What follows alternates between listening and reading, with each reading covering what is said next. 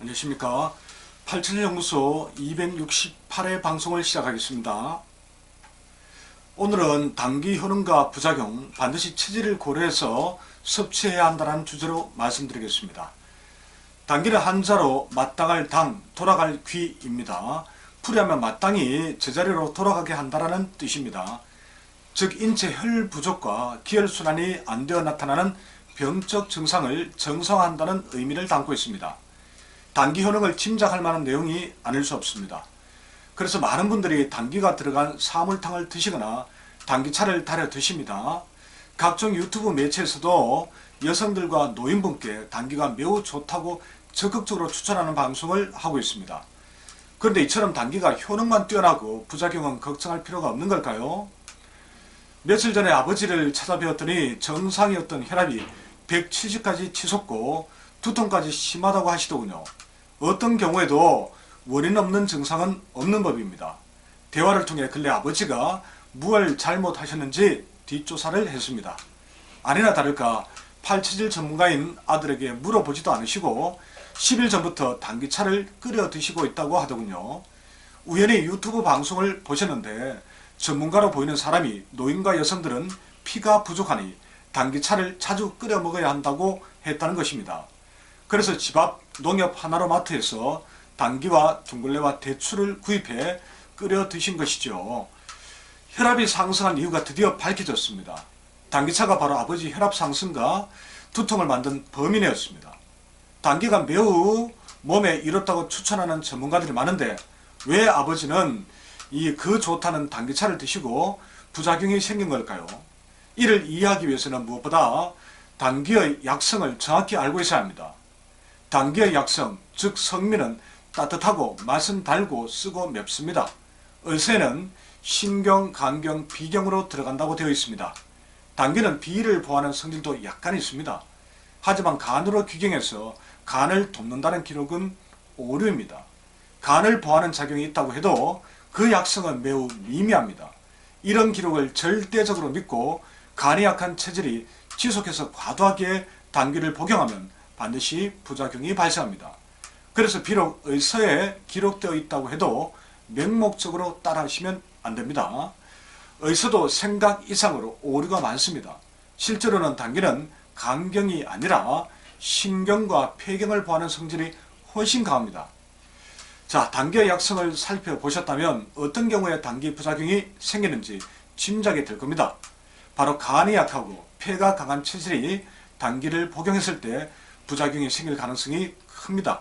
즉 체질로는 태양인 금 체질이 여기에 해당합니다.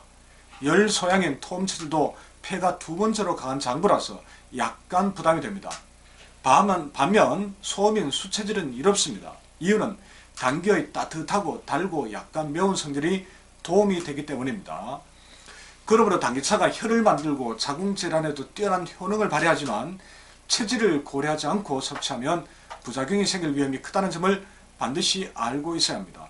아버지도 그러했지만 다른 분들에게서도 부작용이 생기는 사례를 많이 보았습니다. 아버지 혈압 상승과 두통이 단기 때문이라는 것을 확실하게 확인했습니다. 그래서 단기차를 더 이상 절대 드시지 말라고 했습니다. 그리고 단기로 인해 타격을 받은 간을 안정시키고 이로 인해 상승한 기운을 끌어내리기 위해 포도당 수액을 맞으시도록 권유드렸습니다. 그리고 비타민C와 솔잎기름을 매 끼니 드시도록 하면서 아버지 체질에도 맞고 증상을 가라앉힐 수 있는 약재를 구해 약탕기에 달여 드시게 했습니다. 이틀 뒤에 여쭈어보니 이제 두통도 가라앉고 혈압도 정상 가까이 돌아왔다고 하셨습니다.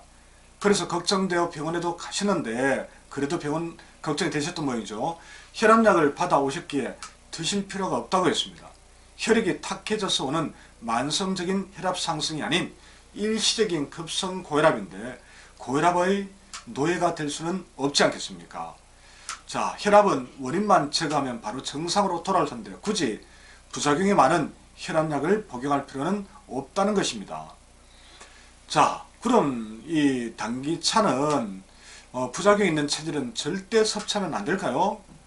단기차가 부작용이 있는 체질이라고 해서 무조건 멀리해야 하는 것은 아닙니다. 금체질 태양인도 혈이 부족한 경우가 있기 때문입니다.